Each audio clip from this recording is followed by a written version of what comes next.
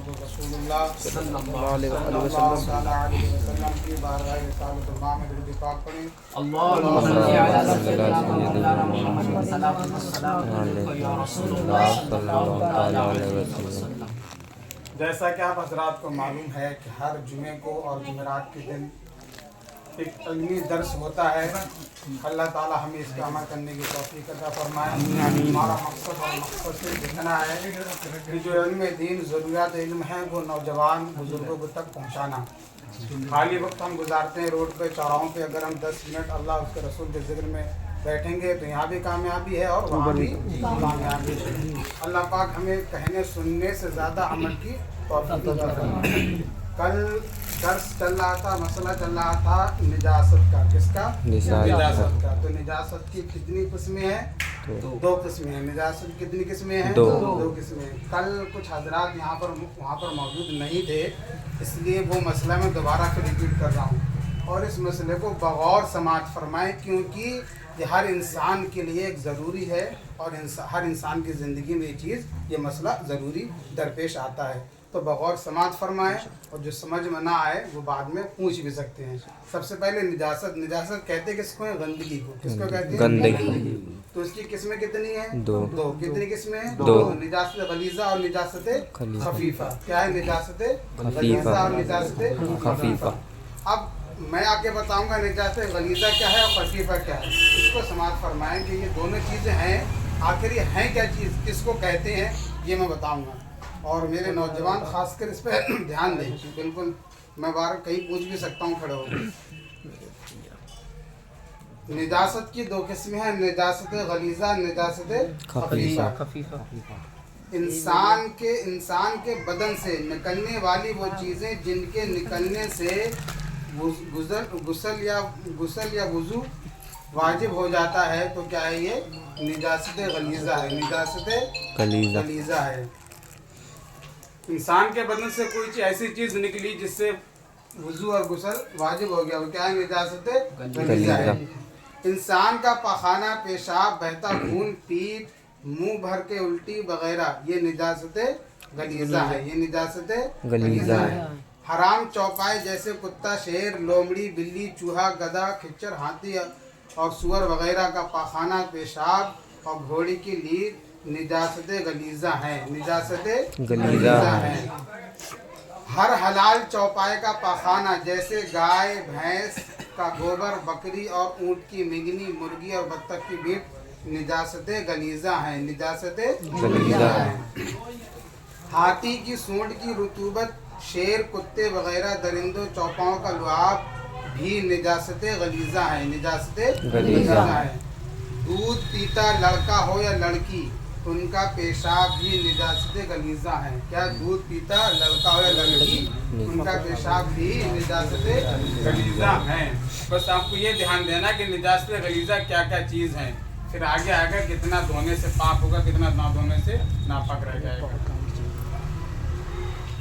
دودھ پیتا لڑکا ہو یا لڑکی، ان کا پیشاب بھی نجاست غلیظہ ہے۔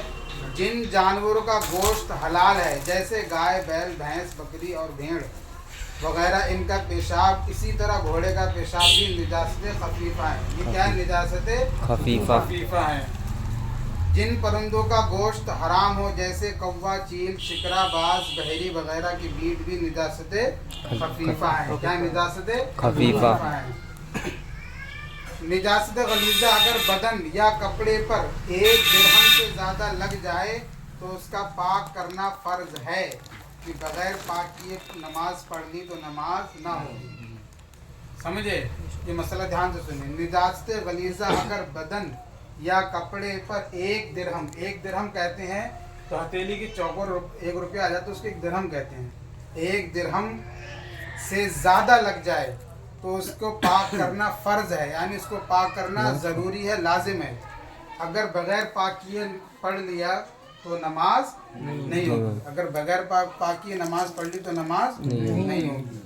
نجاست غلیظہ اگر بدن یا کپڑے پر 1 درہم کے برابر لگ جائے تو اس کا پاک کرنا واجب ہے، کہ بغیر پاک کیے نماز پڑھ لی تو نماز مکروہ تحریمی ہوگی، اس نماز کو دہرانا واجب ہوگا۔ نجاست غلیظہ اگر 1 درہم سے کم لگی ہے एक दिरहम से कम लगी है तो उसका पाक करना सुन्नत है। बगैर पाक किए नमाज पढ़ ली तो नमाज पढ़ ली तो हो गई मगर खिलाफे सुन्नत हुई, और ऐसी नमाज को दोबारा पढ़ना बेहतर है। यानी अगर एक दिरहम से कम है, एक दिरहम से कम है और उसको बगैर पाक किए हुए नमाज पढ़ ली तो खिलाफ सुन्नत हुई, और खिलाफ सुन्नत नमाज पढ़ना क्या है, ऐसी नमाज को दोबारा पढ़ना बेहतर है।